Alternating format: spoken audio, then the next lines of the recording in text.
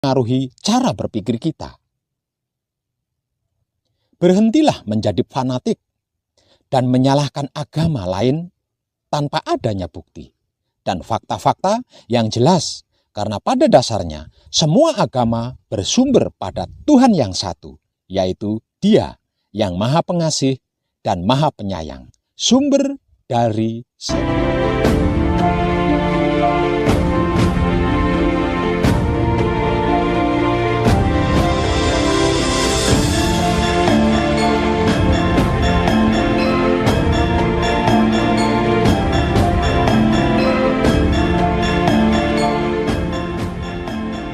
Soal fakta sejarah yang sesungguhnya, bagian kedua.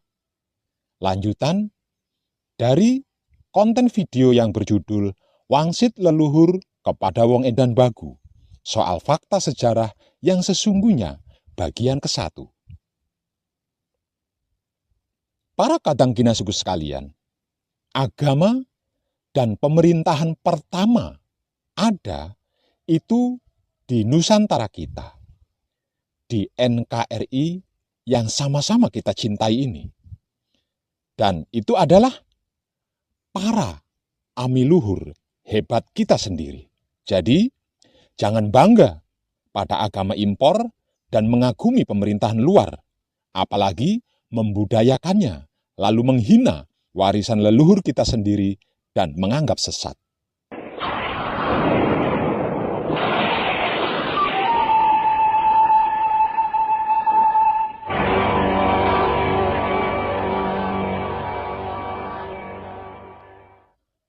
Mungkin di antara para penyimak, ada yang merasa bahwa judul dan konten video saya kali ini adalah konyol dan hanya berisi omong kosong belaka. Dan itu hak panjenengan sebagai penyimak.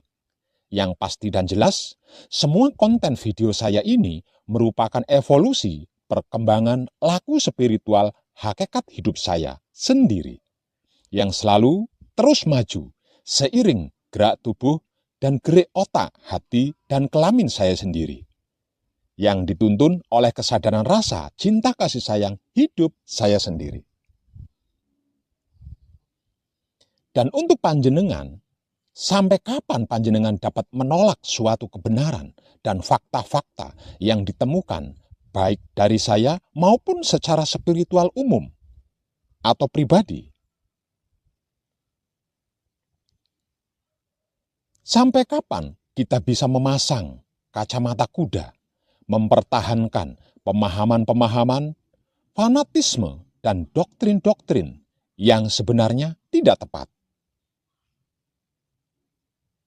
Saya di sini ingin mengajak para penyimak konten video saya khususnya untuk membuka wawasan pengetahuan terlepas dari semua konsep-konsep fanatisme, doktrin-doktrin yang selama ini banyak mempengaruhi cara berpikir kita. Berhentilah menjadi fanatik dan menyalahkan agama lain tanpa adanya bukti dan fakta-fakta yang jelas, karena pada dasarnya semua agama bersumber pada Tuhan yang satu, yaitu Dia yang Maha Pengasih dan Maha Penyayang, sumber dari semuanya, segalanya, dan seluruhnya. Semua agama itu esensinya mengajarkan hal yang sama, yaitu kebaikan dan kesadaran rasa cinta kasih sayang. Tidak ada satupun agama pun yang mengajarkan kesalahan, kejahatan, mencuri, keburukan, membunuh, berbuat kerusakan, dan sebagainya. Memang benar, agama Islam adalah agama terakhir, sehingga paling sempurna. Namun, janganlah kita menjadi sombong, karena kesombongan justru akan menjerumuskan kita kepada kebodohan dan kemalasan. Untuk mempelajari esensi dari ajaran Islam itu sendiri.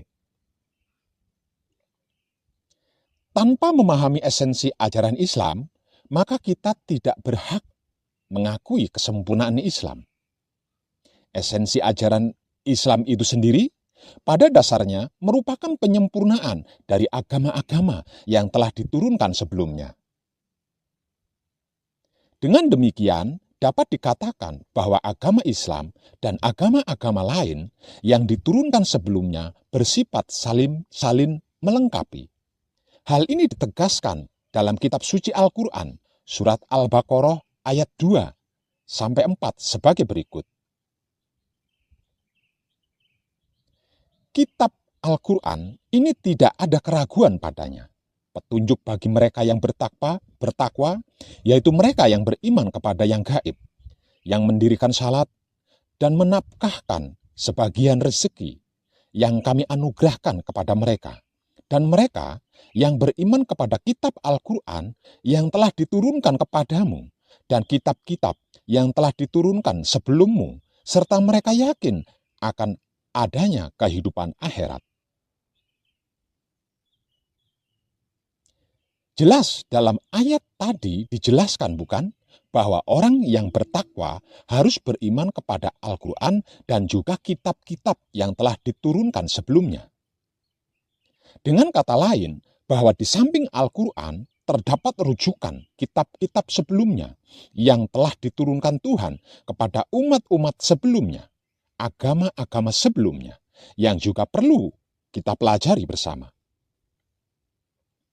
Karena bagaimana mungkin kita dapat beriman kepada kitab-kitab sebelumnya tanpa kita mempelajari dan memahaminya terlebih dahulu? Iya begitu? Apa iya begitu? Coba. Rasulullah Shallallahu Alaihi Wasallam sendiri mengajarkan, belajarlah kalian sampai ke negeri Cina. Kenapa Rasulullah menghendaki umatnya belajar ke negeri Cina? Ada apa di negeri Cina? Pada dasarnya, terdapat 3 hal yang menjadi esensi pesan Rasulullah ini sebagai berikut. Pertama, dalam menempuh perjalanan dari Arab ke negeri Cina, akan melintasi beberapa negeri, antara lain India, tempat berkembangnya agama Hindu, dan di negeri Cina sendiri berkembang agama Buddha. Artinya, umat Islam dapat mempelajari agama-agama yang diturunkan sebelum Islam. Kedua, di negeri Cina maupun negeri-negeri yang dilintasi dalam perjalanan dari Arab ke negeri Cina, terdapat banyak ilmu pengetahuan yang tidak ada di negeri Arab dan perlu dipelajari guna memperkaya wawasan ilmu pengetahuan umat Islam. Ketiga, baik di negeri Cina maupun negeri-negeri yang dilintasi dalam perjalanan dari Arab ke negeri Cina, umat Islam dapat memperkenalkan ajaran agama Islam atau berdakwah katakanlah sebagai agama terakhir yang diturunkan oleh Tuhan Yang Maha Esa melalui Rasul-Nya. Terbukti apa yang diajarkan oleh Rasulullah Shallallahu Alaihi Wasallam tersebut membawa hasil yang menakjubkan di kemudian hari, di mana kekhalifahan Islam berjaya menjadi pusat perkembangan ilmu pengetahuan dunia, serta agama Islam dapat diterima dan berkembang di negeri India dan Cina. Bahkan sejarah memberitahukan kepada kita bahwa penyebaran agama Islam di Indonesia tidak terlepas dari jasa ulama Islam yang berasal dari negeri Cina dan India atau Gurajat. Kira-kira begitu, apa iya begitu, hayo? Dari pesan Rasulullah tadi, dapat disimpulkan juga bahwa sesungguhnya ilmu pengetahuan adalah sejalan dengan agama atau bukan merupakan hal yang saling bertentangan. Karena baik agama maupun ilmu pengetahuan bersumber pada Tuhan yang satu, yaitu Allah Subhanahu wa Ta'ala, Allah Bapa, Yahweh, Sang Yang Widi, Sang Yang Tunggal, Sang Yang Kersa, atau nama-nama lainnya. Jadi, bagaimana mungkin agama dengan pengetahuan saling bertentangan? Dengan demikian, semestinya apa yang diajarkan oleh agama itu adalah logis atau bisa diterima oleh akal. Bila ada suatu ajaran agama yang tidak logis, maka itu pasti adalah doktrin yang dimasukkan atas kepentingan seseorang, kelompok, golongan, atau bukan ajaran dari Tuhan yang disampaikan melalui nabi atau rasulnya. Cerdaslah dalam beriman, dan berimanlah dengan cerdas, wahai para saudara dan saudariku sekalian. Pertanyaannya, pertama yang mungkin ada di benak penyimak terkait dengan topik sejarah agama adalah, sejak kapankah agama itu ada? Jawaban paling mendasar merujuk pada kitab suci Al-Quran dan Alkitab lainnya adalah sejak Adam dan Hawa diturunkan ke bumi. Dan di manakah diamanahkan oleh Tuhan untuk menjadi khalifah di muka bumi ini? Pertanyaan berikutnya adalah, kapan Adam dan Hawa diturunkan ke bumi? Dalam Alkitab Kejadian 1 ayat 27 disebutkan bahwa Allah menciptakan manusia, laki-laki dan perempuan pada hari ke-6 sebelum bumi diciptakan terlebih dahulu. Kemudian pada kitab Kejadian 2 ayat 7 hingga 22 dijelaskan bahwa Allah menciptakan manusia Adam, kemudian menciptakan Hawa dari tulang rusuk Adam, dan mereka ditempatkan di Taman Eden atau surga. Pada kitab Al-Quran dijelaskan pula bahwa ketika Adam diciptakan, malaikat dan iblis sudah diciptakan terlebih dahulu. Kemudian mereka diperintahkan Tuhan untuk sujud kepada Adam. Pada sisi lain, berdasarkan hasil penelitian para ilmuwan menyimpulkan bahwa manusia Homo sapiens terwujud karena proses evolusi, bermula dari bentuk makhluk hidup paling sederhana, makhluk bersel satu misalnya, berkembang menjadi makhluk tanpa tulang atau invertebrata, berkembang lagi menjadi makhluk hidup dalam air, berkembang lagi menjadi makhluk hidup di darat tanpa kaki, berkaki dua, berkaki empat, hingga berbentuk manusia purba dan akhirnya menjadi manusia yang seperti sekarang ini, Homo sapiens. Apakah Adam Hawa itu mitos dan fiksi? Dan apakah hasil penelitian ilmuwan ini bertentangan dengan agama? Tentu saja tidak, karena apa yang dijelaskan dan disebutkan dari dalam Alkitab Kejadian 1 itu sebenarnya adalah satu hari ilahi, atau yang dikenal dalam agama Hindu sebagai satu hari Brahma, atau sama dengan 1000 Mahayuga. Dengan mengacu pada perhitungan yang pernah saya informasikan dalam konten video tentang zaman awal peradaban bangsa bumi, bahwa 1 Mahayuga sama dengan 43.800 tahun. Maka satu hari Brahma adalah sama dengan 43,8 juta tahun. Jadi, bila dalam Alkitab dijelaskan bahwa manusia, laki-laki dan perempuan diciptakan pada hari ke-6 sebelum menjelaskan bahwa manusia, Homo sapiens, baru ada dalam kurun waktu 262,8 juta tahun sejak bumi terbentuk. Bumi sendiri terbentuk melalui proses evolusi alam semesta yang memerlukan waktu sangat panjang sejak alam semesta awal diciptakan. Dengan demikian, sebenarnya semua bentuk fisik yang ada saat ini tidak seketika tercipta, namun melalui proses evolusi hukum alam yang menjadi ketetapan dari Sang Pencipta itu sendiri. Pertanyaan selanjutnya adalah, di manakah Taman Eden atau surga atau sorga, tempat awal Adam dan Hawa ditempatkan? Dalam Al-Quran dijelaskan bahwa ketika pertama kali Adam diciptakan, Tuhan memerintahkan malaikat dan iblis sujud kepada Adam. Atau dengan kata lain, Adam pernah berada pada satu tempat bersama para malaikat dan iblis. Dengan ini, apakah Taman Eden atau sorga atau surga itu di bumi? Tentu saja bukan. Karena pada penjelasan lain dalam kitab suci disebutkan bahwa Adam dan Hawa diturunkan ke bumi ini karena melanggar perintah Tuhan ketika masih berada di Taman Eden atau surga.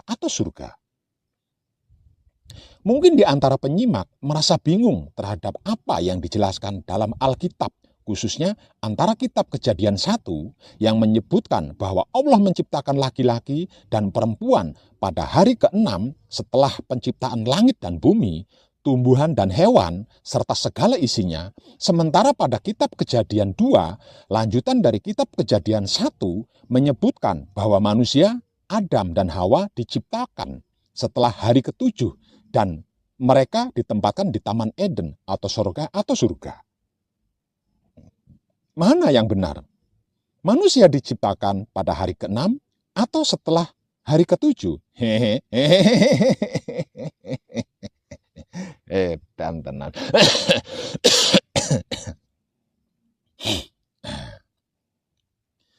Bila merujuk pada teori evolusi, maka terbentuknya manusia, yaitu Adam dan Hawa, pada kurun waktu 262,9 juta tahun sejak bumi terbentuk. Tentunya tidak hanya seorang diri, namun dalam jumlah tertentu.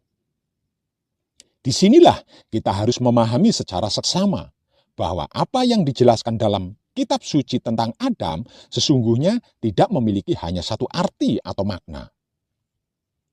Demikianlah keunikan kitab suci, terdapat beberapa lapis makna dalam setiap ayat-ayatnya.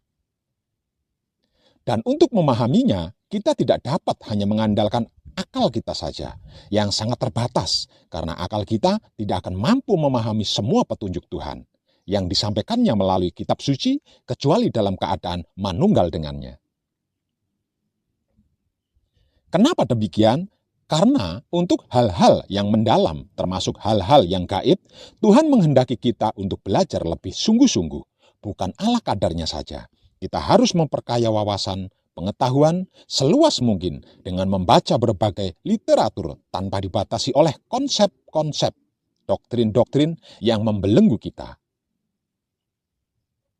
Di samping itu, kita juga harus berdoa dengan sungguh-sungguh kepada Tuhan Yang Maha Esa agar diberi petunjuk atau bimbingan olehnya untuk mendapatkan seorang guru spiritual yang mumpuni dan dapat mengantarkan kita pada kunci ilmu yang sudah dianugerahkan Tuhan kepada kita semua. Sehubungan dengan kunci ilmu ini, sesungguhnya Al-Quran sudah memberikan petunjuk dalam surat Al-Hajj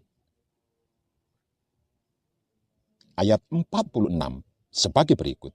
Maka apakah mereka tidak berjalan di muka bumi, lalu mereka mempunyai hati yang dengan itu mereka dapat memahami, atau mempunyai telinga yang dengan itu mereka dapat mendengar, karena sesungguhnya bukanlah mata itu yang buta, tetapi yang buta ialah hati yang di dalam dada. Pada ayat ini dijelaskan bahwa manusia memiliki hati yang dianugerahkan Tuhan untuk memahami. Sekali lagi, saya tegaskan hati untuk memahami. Tuhan tidak mengatakan otak atau akal untuk memahami, karena hatilah kunci dari semuanya. Hatilah kunci hubungan kita dengan Tuhan. Sebab itu, saya sering wanti-wanti, jagalah kebersihan hati, jangan sampai ternodai dan termelekati. Karena melalui hatilah Tuhan akan memberikan petunjuk kepada kita semua. Bagaimana cara menggunakan hati kita? Inilah yang perlu kita pelajari secara seksama dan memerlukan bimbingan dari seorang guru spiritual yang mumpuni terkaitnya. Kita kembali ke topik. Beberapa hal yang saya jelaskan berikut ini memang tidak dapat ditemukan dalam kitab suci manapun. Dalam konten video saya kali ini, saya juga membatasi pada hal-hal yang boleh dijelaskan, karena untuk hal-hal yang mendalam, para penyimak harus memahaminya melalui pengalaman langsung, atau dengan kata lain, melalui petunjuk atau bimbingan langsung dari Tuhan ketika praktek. Sehingga bukan katanya siapapun dan apapun. Sebagai pengantar dan sekaligus untuk menjawab pertanyaan tentang kisah Adam di atas, saya ingin menjelaskan bahwa sesungguhnya terdapat 3 makna dari Adam. yang dijelaskan dalam kitab suci sebagai berikut. Pertama, Adam dalam pengertian ruh atau diri sejati kita, bukan makhluk fisik yang diciptakan Tuhan di alam ruh, sebelum alam semesta fisik dan keberadaan ini diciptakan. Inilah makna sesungguhnya yang dikisahkan pada kitab Kejadian 2. Dengan demikian, kitab Kejadian 2 dan 3 sesungguhnya adalah penjelasan dari kitab Kejadian 1 yang mengungkap hakikat penciptaan manusia, Adam dan Hawa, di mana yang diceritakan di sini semuanya bermakna simbolik. Atau bukan kelanjutan dari kitab Kejadian 1. Sehingga rancu bila ditafsirkan, kisah Adam dan Hawa di Taman Eden atau surga terjadi setelah hari ke-7. Kedua, Adam dalam pengertian manusia atau makhluk fisik yang terbentuk melalui proses evolusi. Dalam hal ini tidak merujuk pada satu orang karena terbentuknya manusia Homo sapiens sekaligus dalam bentuk jamak. Inilah yang dijelaskan pada kitab Kejadian 1. Tuhan menciptakan manusia laki-laki dan perempuan pada hari ke-6. Ketiga, adalah Adam merujuk pada Nabi Adam alaihi salam yang merupakan nabi pertama setelah manusia terbentuk dari proses evolusi dan ditugaskan Tuhan untuk mengajarkan agama dari Tuhan Yang Maha Esa. Inilah yang dijelaskan pada kitab Kejadian 4 dan seterusnya. Paham? Dengan demikian adalah anggapan yang tidak tepat bila mengatakan bahwa pada zaman Nabi Adam alaihissalam di bumi ini hanya ada satu pasang manusia, yaitu Adam dan Hawa saja. Karena sesungguhnya pada zaman tersebut telah cukup banyak manusia Homo sapiens yang terbentuk melalui proses evolusi.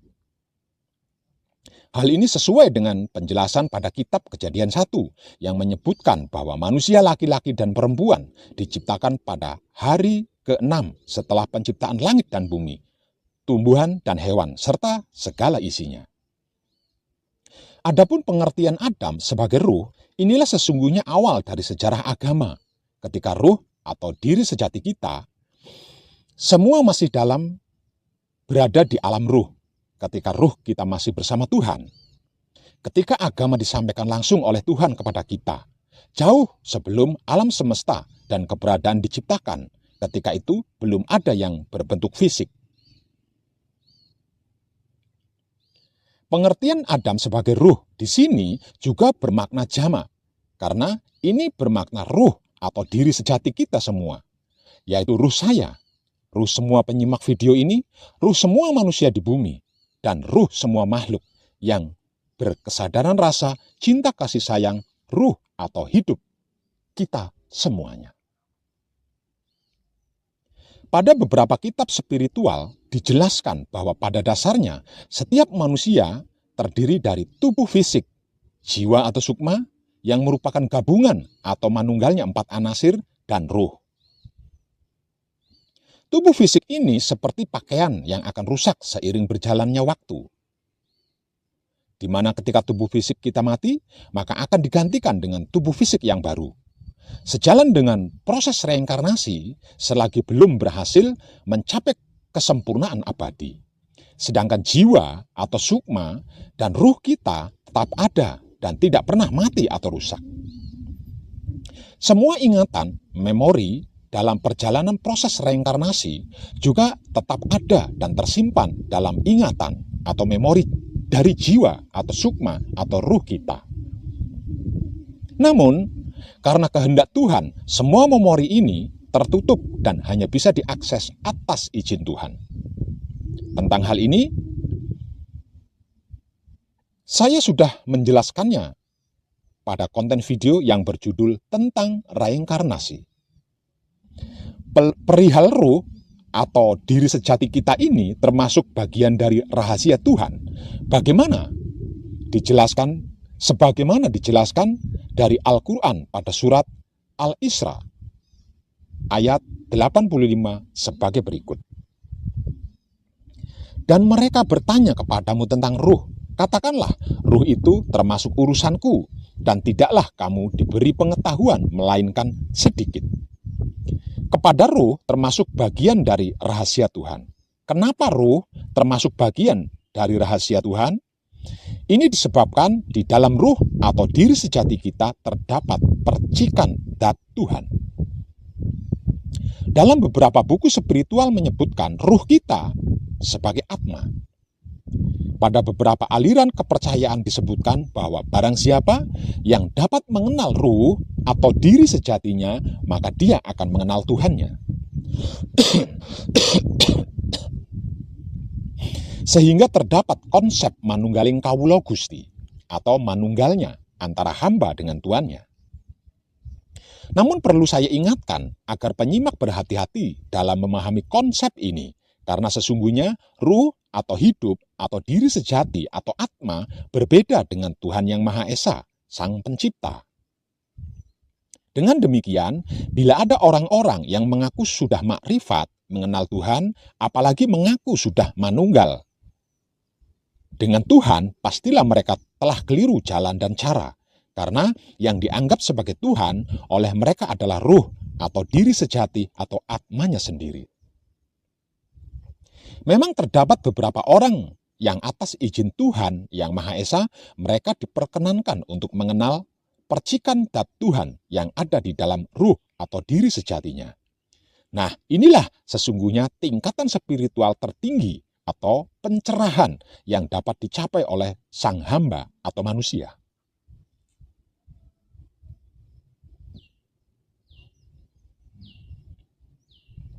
Karena tidak ada satupun makhluk Tuhan, termasuk para malaikat, yang sanggup mengenal Tuhan secara utuh. Dia yang maha besar di luar jangkauan hambanya, tidak dapat dibayangkan dan dikira-kira seperti apa dan bagaimana. Dan kita sebagai hamba hanya mampu mengenal percikan zat-Nya, yaitu hidup atau ruh kudus atau roh suci, yang bila dibandingkan dengan Tuhan Sang Pencipta, percikan zat-Nya ini bagaikan sebutir debu di hadapan Tuhan yang maha besar. Oleh karena itu, tidak ada alasan sedikit pun bagi kita untuk menjadi sombong, mengaku sudah mengenal Tuhan, apalagi mengaku manunggal dengan Tuhan, dan berkata, "Ana hak," atau "akulah kebenaran." Ini jelas pemahaman yang tidak tepat. Namun, bagaimanapun, ruh atau hidup atau ruh suci atau ruh kudus atau diri sejati kita adalah suatu yang diistimewakan atau sesuatu yang istimewa, karena ia adalah bagian dari ruh Tuhan, dan Tuhan menganugerahkan yang istimewa ini kepada kita, yaitu percikan dari zat Tuhan. Sebagaimana dijelaskan dalam Al-Quran surat Syad ayat 72. Maka apabila telah kusempurnakan kejadiannya, Adam atau ruh atau diri sejati manusia, kutiupkan kepadanya ruhku, maka hendaklah kamu tersungkur dengan bersujud kepadanya. Lalu seluruh malaikat-malaikat itu bersujud semuanya. Demikianlah, meskipun hanya kepada percikan zat-Nya, malaikat-malaikat bersujud kepada percikan zat-Nya yang ada di dalam diri sejati kita sebagai manusia hidup. Inilah keistimewaan manusia yang dianugerahkan oleh Tuhan dengan percikannya, dengan percikan zat-Nya. Adapun perihal jiwa atau sukma yang lebih dikenal dengan sebutan 4 anasir atau sedulur papat atau kawula, pada dasarnya merupakan mediator antara ruh atau hidup dengan tubuh fisik. Sebagaimana ruh, jiwa atau sukma ini juga berbentuk non-fisik atau termasuk hal yang gaib.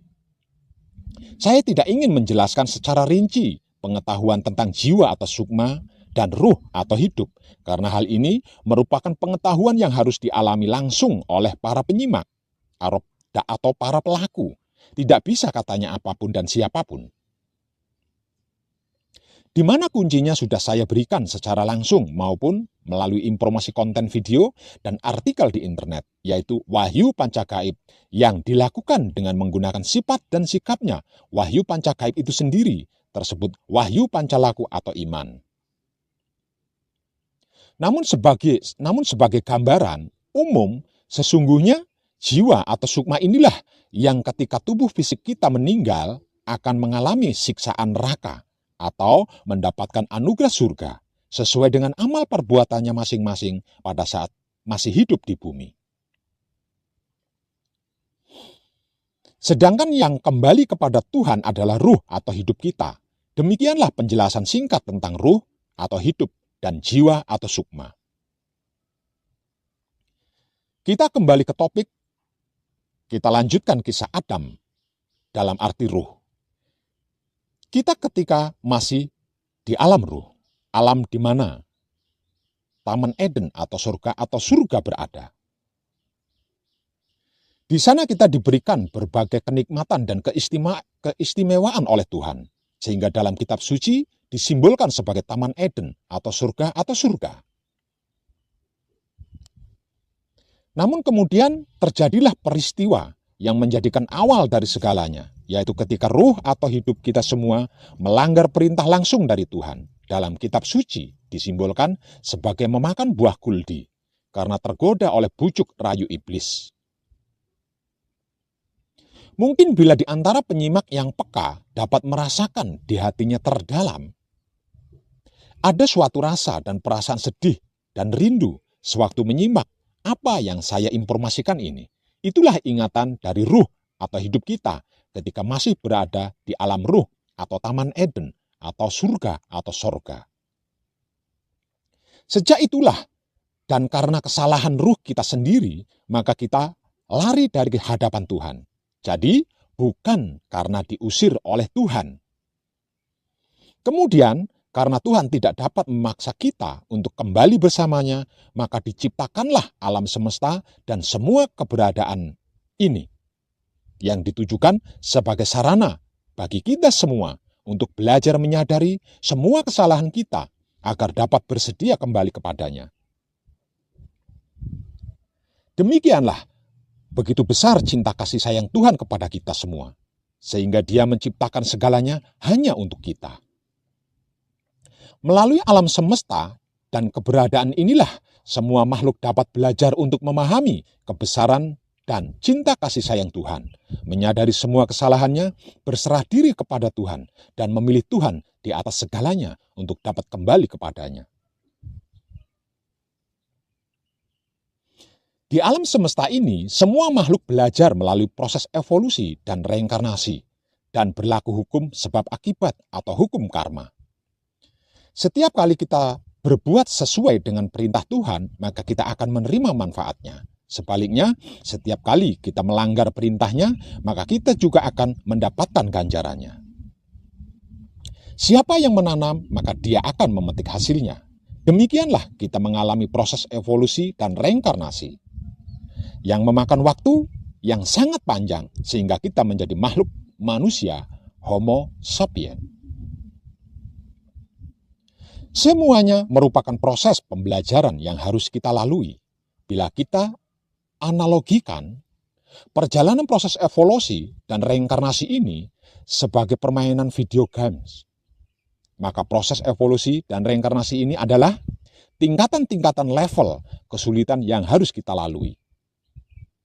Dan sekarang, setelah kita dilahirkan sebagai makhluk manusia hidup di dunia ini, harus kita syukuri karena kita sudah berhasil melalui level-level yang lebih rendah. Dalam wujud sebagai manusia inilah kita memiliki kesempatan untuk menyelesaikan pembelajaran spiritual dari ruh atau hidup kita, yakni untuk kembali kepada Tuhan Yang Maha Esa. Sejalan dengan itu, karena begitu besarnya cinta kasih sayang Tuhan kepada kita semua, serta karena Tuhan Maha Tahu bahwa kita sebagai makhluk manusia akan menempuh pelajaran dalam tingkatan atau level yang lebih sulit, maka Tuhan merasa perlu untuk mengutus nabi atau rasulnya dalam menyampaikan petunjuk-petunjuk atau ajaran Tuhan. Pada zaman awal keberadaan manusia inilah Tuhan memilih dan mengutus Nabi Adam untuk mengingatkan semua manusia di muka bumi dalam mengikuti petunjuk-petunjuk atau ajaran Tuhan. Namun sayangnya, memang sejarah pembelajaran kita sebagai manusia tidak berlangsung dengan baik Sehingga berulang-ulang kali kita tidak memperdulikan ajaran Tuhan yang disampaikan melalui nabi dan rasulnya, dan banyak berbuat kerusakan di muka bumi. Sehingganya berkali-kali juga bumi kita mengalami kehancuran akibat dari ulah perbuatan kita sendiri. Inilah yang dikenal sebagai siklus Mahayuga, yaitu siklus dimulainya hingga berakhirnya peradaban manusia atau kembali ke zaman primitif. Sekarang ini kita sudah memasuki siklus Mahayuga terakhir.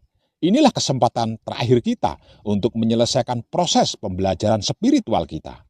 Pada siklus Mahayuga terakhir ini, Tuhan yang Maha Pengasih dan Maha Penyayang tidak hanya menurunkan nabi dan rasulnya, namun Tuhan juga mengutus apa yang disebut dengan avatar.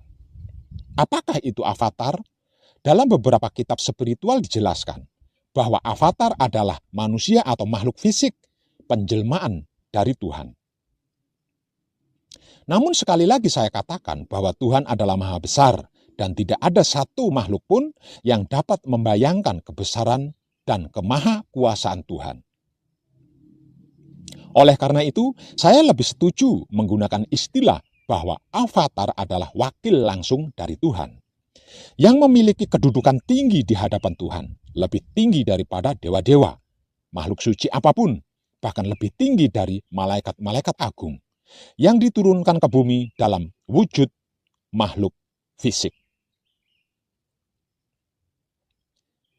Dalam kitab Suci Weda, avatar ini disebut sebagai penjelmaan dari Dewa Wisnu. Dalam hal ini, terdapat kerancuan terhadap penamaan Dewa Wisnu, karena Wisnu bukanlah dewa, melainkan nama simbolik dari avatar, yang merupakan wakil langsung dari Tuhan Yang Maha Esa, dan memiliki kedudukan jauh lebih tinggi di atas para dewa-dewa. Sebagaimana telah saya jelaskan dalam catatan saya, dalam video saya, dalam konten video saya, tentang zaman awal peradaban bangsa di bumi, bahwa dewa adalah makhluk Tuhan yang menempati alam dimensi yang lebih tinggi dari kita, sehingga mereka usianya bisa mencapai ribuan tahun. Namun mereka juga sama dengan kita, masih dalam tahap belajar untuk kembali kepada Tuhan Yang Maha Esa, dan juga masih terikat pada siklus reinkarnasi. Artinya, kita yang dilahirkan sebagai manusia saat ini bisa jadi pada beberapa kehidupan sebelumnya atau past life pernah menjadi dewa. Kita kembali kepada topik, merujuk pada kitab Suci Weda, avatar pertama yang diturunkan Tuhan ke muka bumi adalah Matsya Avatar, yang diturunkan pada awal zaman Setia Yuga. Dalam siklus Mahayuga terakhir, diperkirakan sekitar tahun 39.644 sebelum Masehi. Dasar perhitungannya dapat disimak pada konten video saya tentang zaman awal peradaban bangsa bumi, atau dalam Alkitab disebutkan sebagai zaman Nabi Nuh. Pada masa itu, Matsya Avatar dibantu oleh Nabi Nuh mengajarkan agama pertama dalam siklus Mahayuga terakhir. Dengan demikian, terdapat jarak waktu yang sangat panjang, lebih dari 2 miliar tahun, antara Nabi Adam yang diturunkan pada siklus Mahayuga pertama hingga Matsya Avatar. Sehingga dapat dikatakan bahwa Matsya Avatar inilah yang menurunkan agama pertama di muka bumi. Seperti yang pernah saya informasikan dalam konten video saya tentang zaman awal peradaban bangsa bumi, bahwa tempat asal Nabi Nuh sebelum terjadinya peristiwa banjir besar adalah di bumi Nusantara kita ini. Dengan demikian, agama pertama yang diturunkan, Matsya Avatar, dibantu oleh Nabi Nuh, berlokasi di bumi Nusantara, NKRI kita ini, yang dikenal sebagai ajaran Surayana. Adapun esensi dari ajaran Surayana sesungguhnya hampir sama dengan yang diajarkan sejak zaman Nabi Adam, yaitu monoteisme atau percaya kepada Tuhan Yang Maha Esa. Pengenalan kepada Tuhan Yang Maha Esa, perbaikan akhlak atau budi pekerti, dan cinta kasih sayang karena bersumber pada Tuhan Yang Maha Esa. Pasca peristiwa banjir besar, ajaran Surayana ini menyebar ke seluruh penjuru dunia dan menjadi anutan banyak orang, khususnya di wilayah India dan bumi Nusantara, hingga memasuki akhir zaman Treta Yuga. Pada 13.364 sebelum Masehi atau dalam kurun waktu sekitar 26.280 tahun. Dalam kurun waktu tersebut tercatat sebanyak 5 kali lagi avatar diturunkan ke bumi setelah Matsya Avatar atau Prabu Sindu, guna menjaga kemurnian esensi ajaran Surayana. Kemudian pada akhir zaman Tetra Yuga, pada 13.364 sebelum Masehi, Tuhan menurunkan avatar ketujuh yang bernama Sri Rama yang diceritakan dalam kisah Ramayana. Pada zaman avatar Rama ini, peradaban manusia diperkirakan telah menguasai teknologi tinggi, lebih tinggi dibandingkan dengan teknologi